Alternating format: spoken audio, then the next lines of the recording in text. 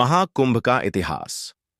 महाकुंभ मेला हिंदू धर्म का सबसे बड़ा और पवित्र धार्मिक आयोजन है, जिसे 4 स्थानों हरिद्वार, प्रयागराज, इलाहाबाद, उज्जैन और नासिक में आयोजित किया जाता है। इस मेले का धार्मिक और ऐतिहासिक महत्व हजारों वर्षों पुराना है और यह भारतीय संस्कृति और अध्यात्म का एक अभिन्न अंग है।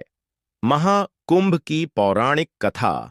महाकुंभ का उल्लेख हिंदू ग्रंथों में समुद्र मंथन की कथा से जुड़ा हुआ है।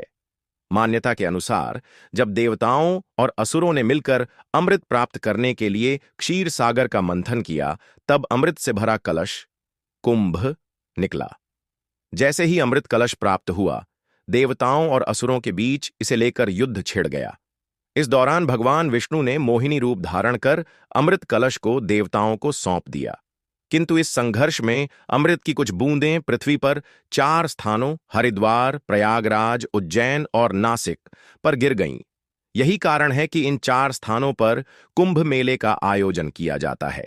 इतिहास में महाकुंभ मेले का पहला ऐतिहासिक उल्लेख चीनी यात्री ह्वेनसांग के यात्रा वृत्तांतों में मिलता है, जो 7वीं शताब्दी में भारत आया था।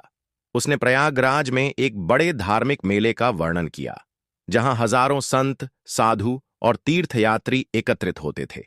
बाद में विभिन्न राजवंशों, विशेष रूप से गुप्त और मराठा शासकों ने कुंभ मेले की परंपरा को बढ़ावा दिया।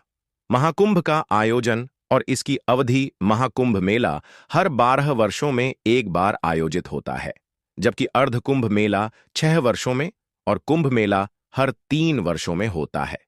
ज्योतिषीय गणनाओं के आधार पर इसका आयोजन होता है जब सूर्य, चंद्रमा और बृहस्पति ग्रहों की विशेष स्थिति बनती है। महाकुंभ का महत्व। महाकुंभ न केवल एक धार्मिक आयोजन है, बल्कि यह भारतीय संस्कृति, योग, ध्यान और आध्यात्मिक चेतना का भी संगम है। यहां लाखों श्रद्धालु पवित्र नदियों में स्नान कर अपने पापों से मुक्ति पाने का प्रयास करते हैं। साधु संतों, अखाड़ों और नागा बाबाओं की भागीदारी इसे और विशेष बनाती है।